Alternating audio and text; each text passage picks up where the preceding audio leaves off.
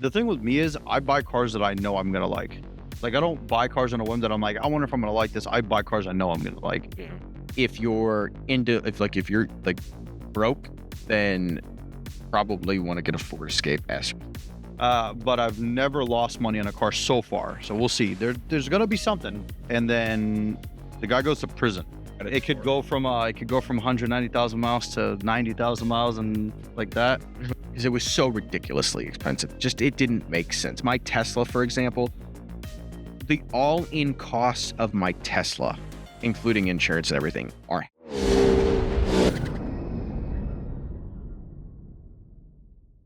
Car ownership. One of the biggest things in the world as a car enthusiast, right? Owning your own piece of garbage. metal on. Well, listen, I've owned that. But yeah, imagine getting your license 16. You go outside, you see this new car in your driveway, and you're like, yeah, Right. I did it. So we're talking about all the cars. So we're going to talk about all the cars we've owned today, and then we're going to pick our top 3. My name is Ivo. I'm Aiden. And you're watching the Xcelerate Podcast. All right, Aiden, start off and tell us what your car ownership is. We're going to start with all of them. All right. Go over our top 3. Cool. Okay, so the 7 I've owned since I was 16, so 6 years of car ownership. That's because one car had a period where I didn't own it for more than a year. First one I had was a 2015 Ford Focus SE sedan automatic. Oh, all the bad calls. Don't ever buy one of those. That was horrible. That was in the shop 3 times for transmission error. Dual clutch, right? Yep. Second car was a 2018 Ford Escape S. Like a base. But that car ran like just constantly like a workhorse. Like that thing never had problems. Wasn't in the shop once and it was super easy to maintain. So if you're broke, then probably want to get a Ford Escape S. Because those things never, it had a 2.5 liter inline 4. That thing never had problems. Sure. The third car was a 2018 MT82 EcoBoost Performance with the 101A or the 201A. I don't remember the exact package, but it had the screen and dual zone climate control. That car was fine. And this is the car I only owned for like 6 months, or it was 8 months or something like that. No, 6 months. I owned it from like June to November. The transmission, like inherently itself for that car was just weird. I have never had problems driving stick other than in that car because it was like the clutch was slipping, but the clutch life it was weird. It like just couldn't. And you weren't slipping the clutch. No. I mean, and I launched it maybe 3 times because if you have a manual Mustang, it has launch control. So you could set a predetermined RPMs. Just launch it. Yeah, it'll just launch it. So, and then you got rid of it? Yeah, I got rid of it for a Mustang GT. That was a same looking car, right? 2019. It looked the same though. Looked black on black, same car. That one was a premium with every option though. And I got it during COVID, and I got it at a really good price because I worked at the dealership. So I got it for $10,000 off lot. Damn. And I got a 2.7% interest rate on a used car with like $1,500 to the interest rates. Yeah, $1,500 down, 2.7% on a $36,000 car. Pretty good. My payment on that was like $500, and I wish I still had that. My next car was a BMW 330i. I wanted to get into the European stuff, but I didn't want to go blow a budget on a European car. Okay. So I got a BMW 330 from 2019, which is the first year of the G20. Right. That car was amazing. I still am in contact with the person who owns that car now because I sold it private party. My next car was a 2022 BMW M4 X-Drive Competition. Fabulous car. I wish I never sold it. There's days I'm like, I need that car back, but it was amazing. And then my next one was my current one, which is a 2024 Model 3 Performance, which I know what everyone's going to say, but I love that thing. And it performs very well. The charging's a little annoying. It's very comfortable. It feels well built for only being 2 months old. But that car has been pretty good so far. And it's incredibly fast and technologically advanced. So I love it. All right. But what about you? I'm gonna stick to a rule. I'm gonna disclose this because I'm gonna go 5 years only, like 5 years back. Because if I go, I've owned cars before I even had a license. Yeah. Like I've had too many cars to where this video is gonna turn into like an hour and a half of just me going through cars I've owned. So I'll start in 2019, which was like gives us a good little base. So 2019, one of the first cars I officially bought myself that when I had my license that point, everything. Yeah. Was my 2019 or not 2019, oh my God, 2007 Mercedes S550. First year of the W221 in the US. I technically didn't buy the car. It was more my dad has a shop and this guy brought the car in. He'd taken it to some shop that only works at night, which definitely not sketchy at all. They put some 22-inch Asante wheels on it and only held it in with two lug bolts. So the wheels fell off while he was driving. Yeah. And then, yeah, so the guy brings the car in. It needed everything: rear knuckles, suspension, whole everything. New wheels, obviously. And then the guy goes to prison. Yeah. And he's like, "Can I pay you $30 a month or some?" I'm like, "Dude, your bill's like $5,000. No, I'm gonna charge you more in storage." So then we just leaned the car, and that was my first car. My dad told me if you pay for the parts and fix it yourself, the car's yours. I did it. Cost me like $800 for everything. So I fixed the car, drove it around for about a year. Yeah, about a year. No, maybe a year and a half. It might be the longest time I've kept the car. Year and a half. And then in June of 2020, COVID and everything, I barely drove the car from March to June because I didn't go anywhere. You couldn't go anywhere, right? Right. Sold the car, bought my 2003 Porsche Boxster S salvage from the auction. It was wrecked and I bought it, fixed it. Drove that for less than a year, actually. Sold it in May of 20 or late April, early May of 21. And then I bought my most infamous automobile, which I still own to this day, which is a curse. But I bought my 2004 E55 AMG Mercedes, the OG Hellcat. Collector's edition. Like, perfect car. No blemishes, no nothing. Never broken down ever. Yeah. Most Except for the reliable fact that thing it's you been can broken buy. down for a week now, again. And it can't pass smoke. And it can't pass smoke. Yeah, that car, it was vandalized. Somebody had poured acid all over it. I got it repainted, but we'll get into that in a little bit. And then while I started the E55, it broke down again. So I bought another car as a daily. I bought a 2012 Mercedes CLS 550, which is a great car. You could see a pattern here.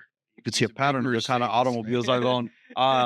I've never had a problem with that CLS ever. Like, the car was bulletproof. I bought it with like 98,000 miles. I owned it for 7 months, sold it with 105, made like $4,000 Yeah. off of what I bought it for. And I bought it from a dealership. So sold that car, and then I got the one I'm driving right now, which is my 2008 Mercedes CL63 AMG. So that one I've had since about January, December. Yeah. And it's going to be on the chopping block in about a month, maybe less than that. So It's time. So yeah, I've had some interesting cars, but let's go into the top three. You let us know Want me what to your top start? is. Yeah. Okay. Number 3. We're gonna go 3-1. So number 3, and you could probably guess my list based off of what I gave you, but number 3 is of course going to be the Mustang GT. Sure. That car, for all it's worth, Fords aren't the best built cars out there, but it's cheap power and it's a lot of fun. I had a 10-speed. Roaring V8, over 450 horsepower, 460 horsepower, supposedly. It was probably less. It's not like a German car. So 460 horsepower. Incredibly fun. I remember that was the first car with real power that I had. And I remember doing the line lock feature and destroying the poor P0s on the back. We drifted it, we raced it. That car I had for about a year and a half, and we drove the living crap out of it, me and my friends. One of the best cars I've ever owned. Never had a problem. No, I mean, it was a performance backpack, so the brakes were kind of expensive. But like, other than that, that car never had issues, and it was cheap to maintenance, like very cheap to maintain, other than the brakes and the performance specs and all that, because it had Brembos, massive rotors. But it looked great. It was a very pretty car, and I just had an absolute blast with it. I mean, there's days I actually regret that I don't still have it, because I think it would still be running. It would like have like 75,000 miles on it by now because I bought it in 2020. I bought it at the end of 2020. So No, you didn't. yeah, I did. No, you didn't. Because when I got my E55 in 21, when we went to driving, you had the EcoBoost. When Jacob had his red Mustang, and your friend had the Focus with the I bought it in exhaust. November of 2020. No, because I bought the E55 in 21. I promise you, I have a video of it. You had the EcoBoost Mustang. I promise you, this was like July of 21. Was that? Maybe I bought it November of 21. Probably. Yeah, maybe it was November of 21. Anyways, that car was just insanely good for the price. I mean, if I could go back to paying $500 a month for a car and have that one and have all the power and do all that stuff and just have like a really fun. It's a Mustang. It's just reliable. They're fine cars. And they're fun cars to drive. It's just Like as long as you're not buying the electric version of it. yeah. But yeah, that's my number 3 spot. What about you?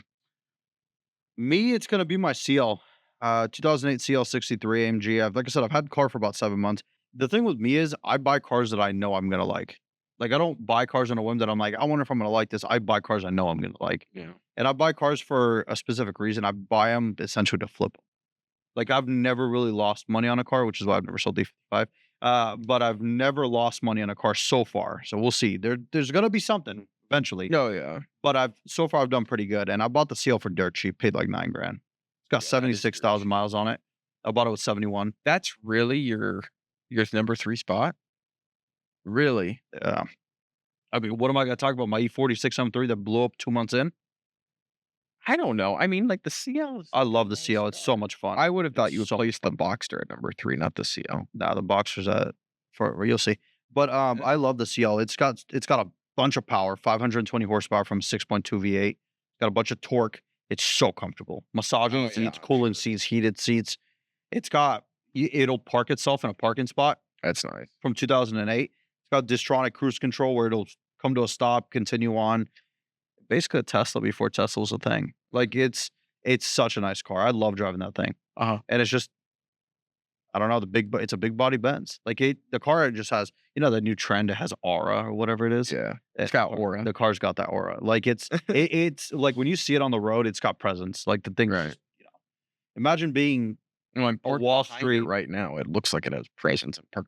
And there you go. Imagine being a Wall Street banker or something in 2008. The financial industry is crashing, and you walk in a Mercedes and spend basically $200,000 in today's money. Yeah, it's just the depreciation on that thing is insane. What's depreciated like over 90%? Well, it's got every option aside from like the Designo interior. So the car's stickered at like 160, which is probably like 210, 220 today's money. And somebody really walked in there and bought that car while the whole world was crashing. Like that's crazy. Mm-hmm. But that's my number 3 spot. Okay, my number 2. Can't hate a guy for I'm gonna hate experiencing new Hate trends and new technologies and everything. But number 2 is going to be my Tesla. That's what I think of you.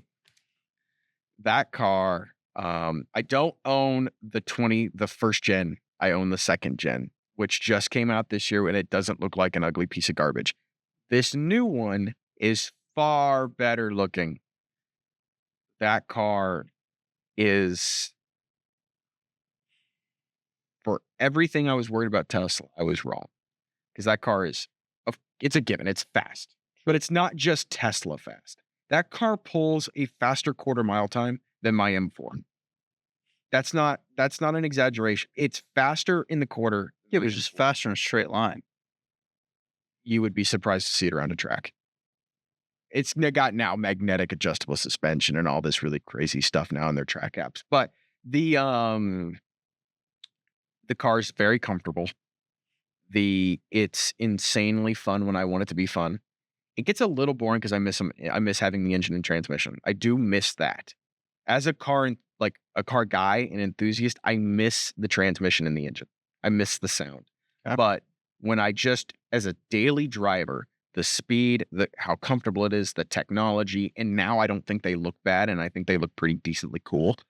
I think it's this complete package. If you're wanting an electric car to try one, Sure. and you have some money to spend, of course, get the performance. I don't think you will regret a decision like that unless you just absolutely can't see yourself in an electric car. But I wouldn't knock it till you try it. Like, just go test drive one.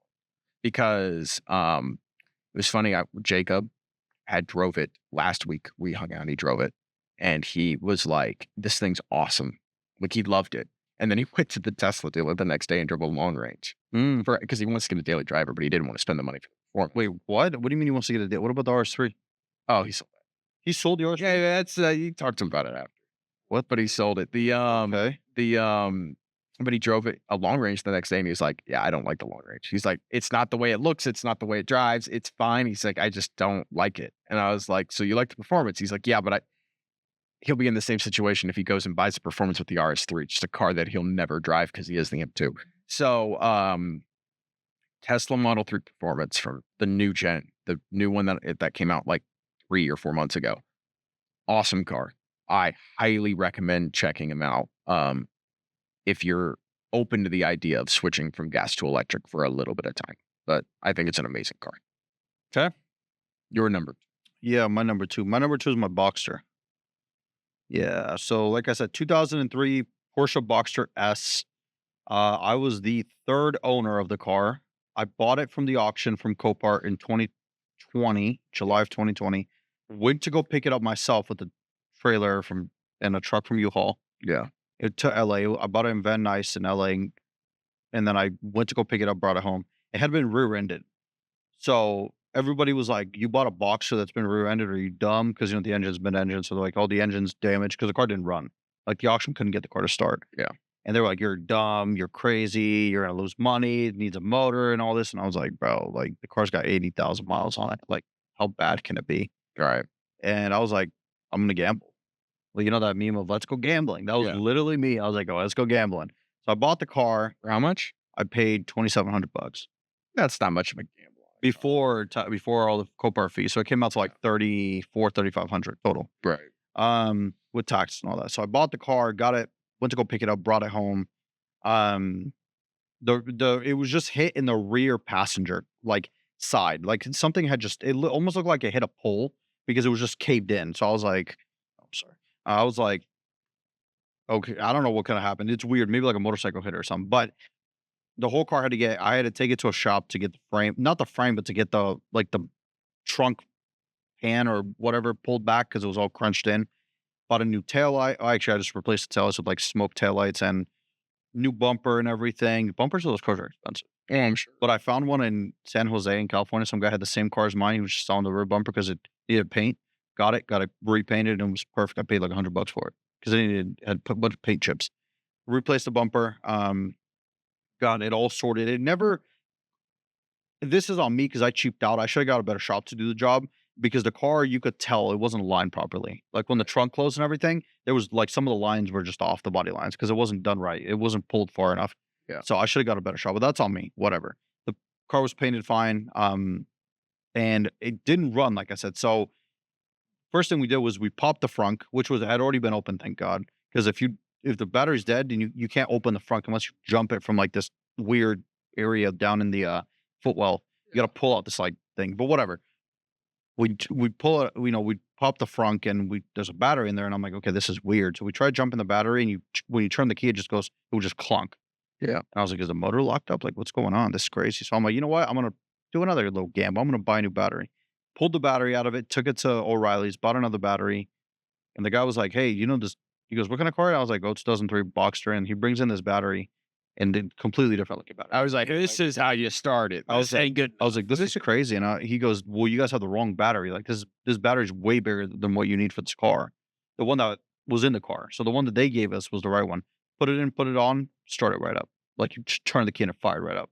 Apparently Porsche has a thing where if the battery's too big or too much amperage, it won't let the car start. I don't know. I'm like guessing. Protection. I'm guessing. I don't know. But we replaced the battery and the car fired right up. It ran great. No problems.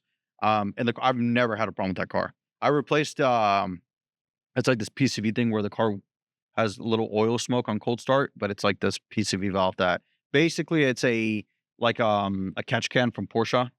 It's designed by the intake.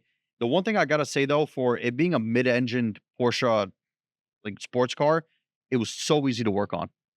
like on the engine, because the engine's basically the car's built around the engine. So to do anything, you either take the motor out, or it's this whole complicated thing of lifting the roof and this crazy stuff. But once you got the car in like service mode, it was so easy. I did spark plugs in 45 minutes at my house. Just jack the rear end of the car up, take the wheels off, and the spark plugs are right there. So easy. That's probably the best driving car I've ever owned. Like that car it drove crazy well. It had a whole front end put in by Porsche Beverly Hills right before I bought it. It's just so accurate. You'd point the car in a direction, it would go. Transmission was so crisp. The clutch was amazing. It wasn't the fastest thing in a straight line. I mean, it only had like It doesn't have. no, it only had like 270-ish horsepower Yeah. because it was the S model. So I had a 3.2 flat six. Sounded so good though. Like it sounded really good even with a stock exhaust. And it was just I missed that car. The sole reason I got rid of it was because I got a kick for I wanted an E55, and then also the car was just small. Like it was my only car, my only daily driver. If it wasn't my daily, I probably wouldn't have sold it. But I couldn't do it anymore. Like because I'm a bigger guy. Makes sense. It's hard to fit in it. You know what I mean? I had the seat pushed all the way back and everything. It was kind of annoying at times, Right. getting in and out of the car and whatnot. But yeah, it was a great car, and I sold it for what, 9? So all in all, I had about 6 in it. Sold it for 9, made like $3,000 profit, and then I bought the other one. So Nice. Well, I think my number one mix, is pretty clear.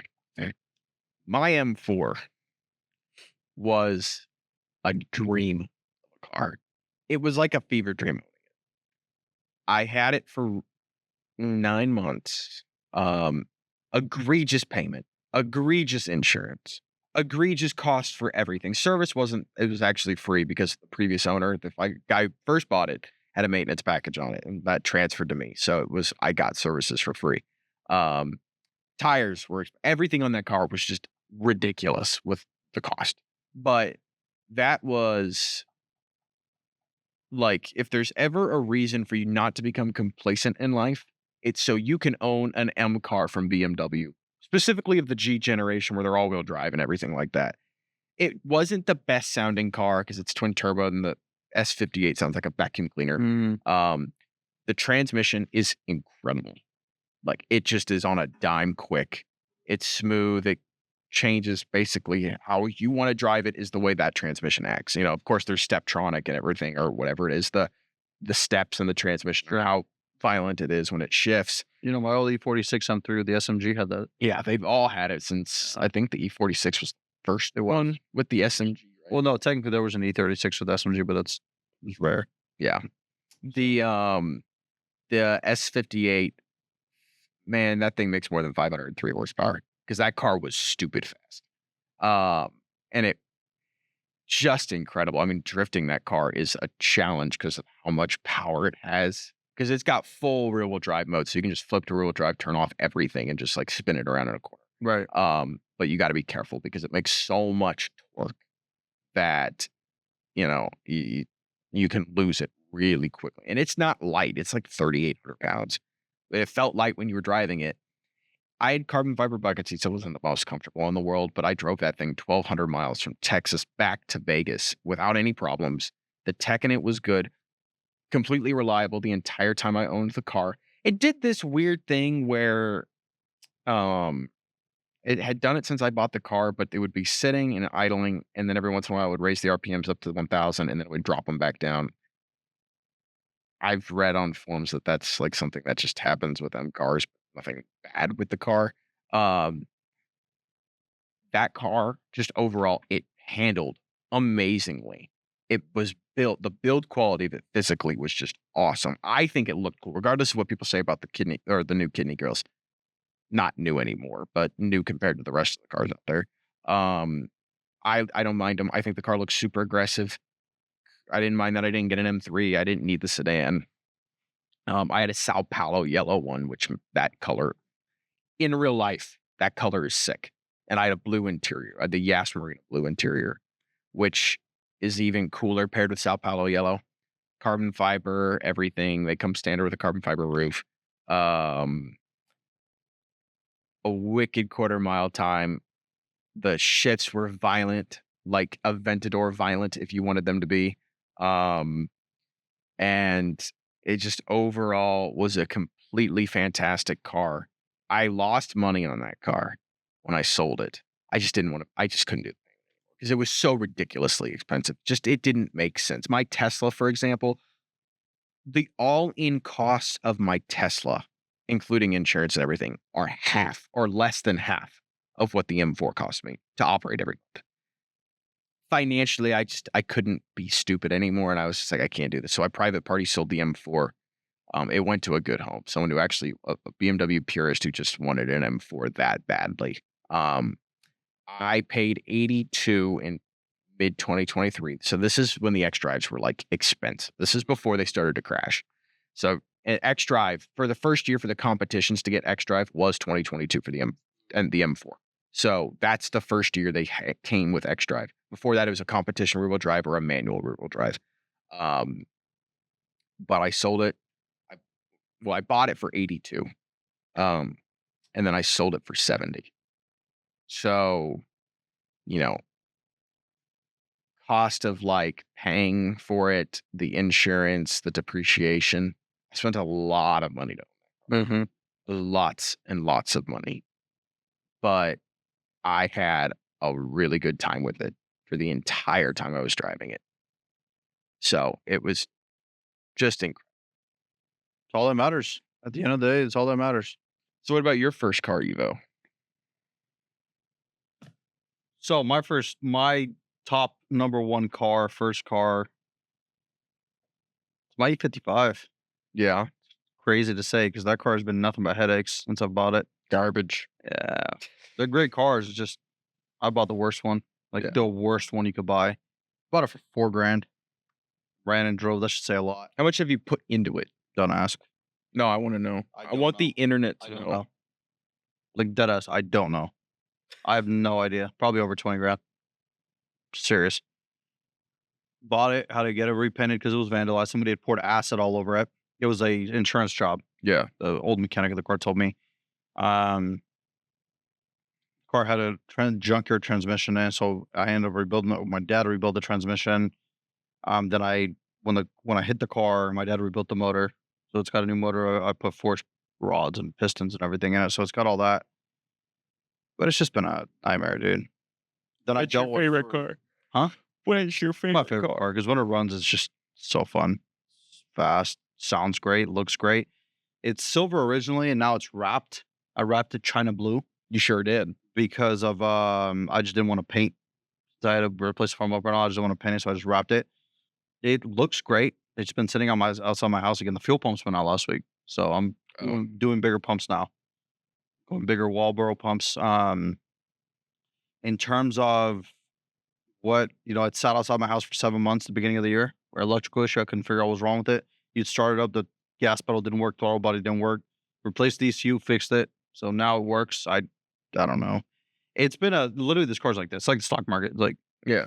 But I love the car. I've got sentimental value with it, and I'll never sell the car. Partially because I don't want to admit I've taken a loss on it, but I just don't want to sell it. Well, One day when it's worth millions, I'll sell it. the thing is with cars is they're never going. Most of the time, They they're going appreciate. This one loose. has been appreciating. If you look at values of clean E55s, they've appreciated. Now this one is the worst E55. But if I take it back home to Bulgaria, there's no such thing as rebuilt salvage titles. or a credit. It could go from 190,000 miles to 90,000 miles and like that. Uh, No, I'm kidding. But realistically, if I take the car don't back home, buy a China blue wrapped E55. It's gonna have an odometer rollback. But yeah, the car's what do you call it? If I take it back home, I could get like $60,000 for it. Their currency, which is about $30,000. That's not bad. No, and people don't care back home about like titles. Like, I mean, they have titles, but there's no such thing as like a rebuild or salvage title. It's not a thing back home. Right. So, and it's a great looking car. Like I've shown a bunch of people where I'm from, my city, the car, and they're like, "Oh, you're looking at selling." I'm like, "Well, first off, you can't afford it, but yeah." Well, first off, you. Well, no, they can't can't because they're afford like it. they're like, "Oh, $3-4 grand." I'm like, hell no. Like the car's worth like, I mean, the engine alone now that's rebuilt, it's worth about $7,000 Mhm. with all the parts I have on it and all the bolt-ons and all that. It's worth about 7. Transmission's rebuilt. My dad put a bigger clutch back in it, so it's rebuilt. I mean, it's great. I love that car, but it's just got so many electrical problems now. Partially because it's old, and partially because it's just I think I'm like the 8th owner.